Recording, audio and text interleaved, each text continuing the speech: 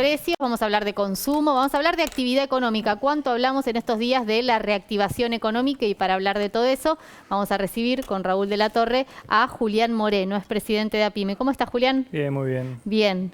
¿Cómo ves? Bueno, empecemos por el principio, por la reactivación. ¿Se está notando? ¿Hay algunos índices que ustedes ven en la actividad? Mira, se venía notando principalmente en el mundo industrial, en el sector industrial.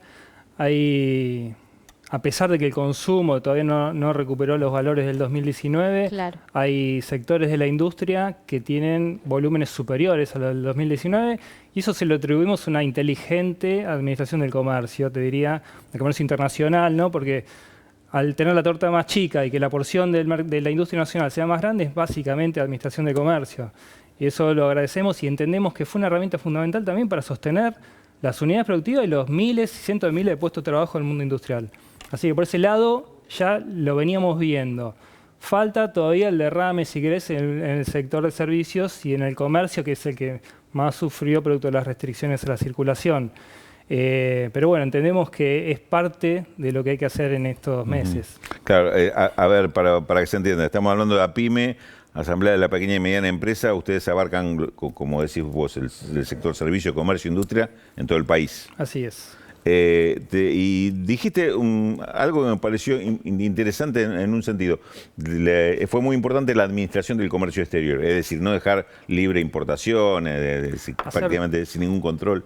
El rol del Estado en esto, me gustaría saber qué opinas como empresario. Y fundamental. O sea, a diferencia de lo que vivimos en la gestión anterior, donde sufrimos pérdidas de miles de pymes industriales, ¿no? Que fue sin pandemia, perdimos cerca de 25.000 pymes, casi todas industriales, a diferencia de lo que pasó ahora, que con la pandemia perdimos cerca de 20.000 comerciales, producto de esto que te cuento de las limitaciones a la circulación.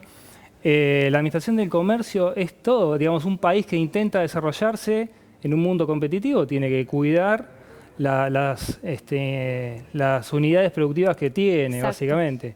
Y ahí entendemos que el Estado, como planificador, digamos, de un modelo de desarrollo, tiene un trabajo fundamental. Y se ve, ahora que fue el tema de esta semana pasada, con el proyecto de ley, ¿no? de compra pública, de compra argentino. Claro.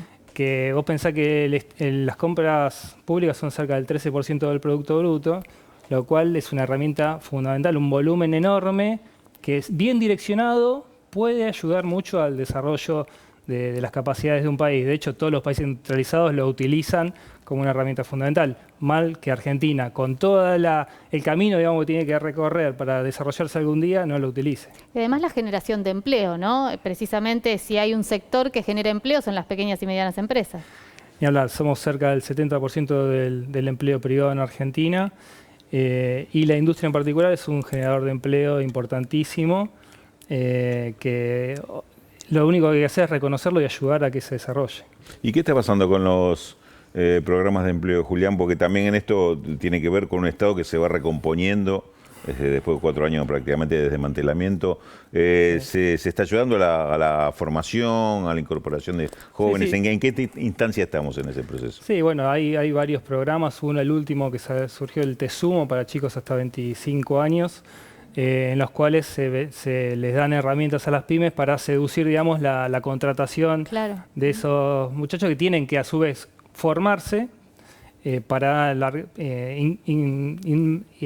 incorporarse al mundo, claro, al mundo laboral. Que es de hecho un problema, porque si los chicos tienen 25 o 30 años y no tienen experiencia, es difícil que logren un desarrollo laboral como todos soñamos. Así que ¿es atractivo ese plan para un industrial? Mira, es atractivo siempre que haya a quien venderle, ¿no? Como todo. O sea, todos los planes... Ese es un tema, ¿no? Claro. El tema del consumo. Bueno, hace un rato hablábamos de las medidas vinculadas, sí, precisamente con la necesidad de reactivar el consumo. Ahora en el medio también están los precios. Bueno, por eso, todos los planes que se han diseñado están condicionados por tener a quien venderle, básicamente. Son muy buenos, son positivos, pero tenemos que reactivar el consumo. Los precios es un tema fundamental, porque si no, siempre esa carrera nunca vamos por detrás. Entonces, hay un montón de cuestiones vinculadas a los insumos difundidos, donde hace falta un control más férreo que el que creemos nosotros, ¿no? que el que venimos teniendo hasta ahora, pero es cierto que hay que enfrentarse a corporaciones muy poderosas. Hay que ver si el Estado está en condiciones. Ahí nada es gratis, ¿no? Cuando uno enfrenta a esos muchachos. Entonces, Julián, se suele hablar permanentemente en medios de comunicación y hasta dirigentes políticos de que nadie quiere venir a invertir en la Argentina, de que nadie quiere invertir en la Argentina. Digo, ¿cuál es la perspectiva de ustedes de las pequeñas y medianas empresas? No, bueno, cuando el mercado interno se reactiva hay inversión automática del lado de las pymes. No hace falta condicionar demasiado más que con un mercado pujante. A veces se habla de que hay que bajar los impuestos o hay que bajar los salarios, bueno, justamente todo lo contrario. Nosotros, las inversiones nuestras se definen cuando el poder adquisitivo de los trabajadores es alto y por lo tanto el consumo es alto,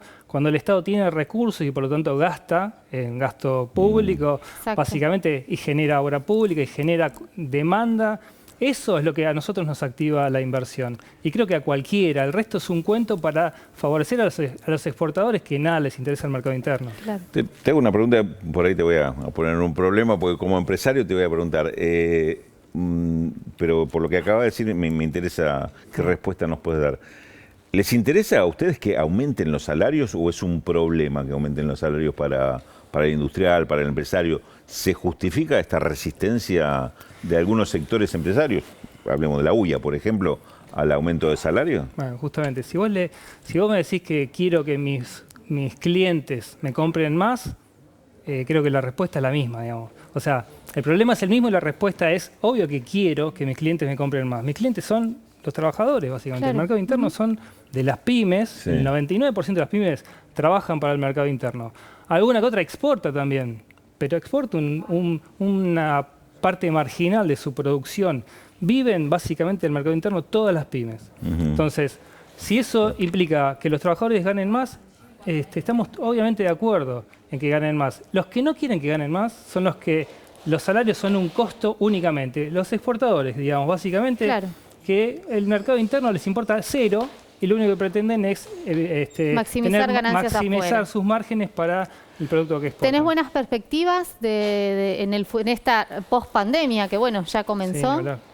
Sí, por supuesto, tengo buenas perspectivas porque justamente un problemón fue la pandemia, las restricciones a la circulación ni que hablar, obviamente el consumo restringido porque la posibilidad de que en un mercado reducido los trabajadores ganen más eran realmente escasas. Hoy con la reactivación no hay excusas, creo que tenemos que recomponer ese poder adquisitivo y por lo tanto el mercado interno y nuestro trabajo y empezar una espiral ascendente. ¿Y confías en que los precios se vayan estabilizando, que salgamos también de esta vorágine inflacionaria que nos afectó?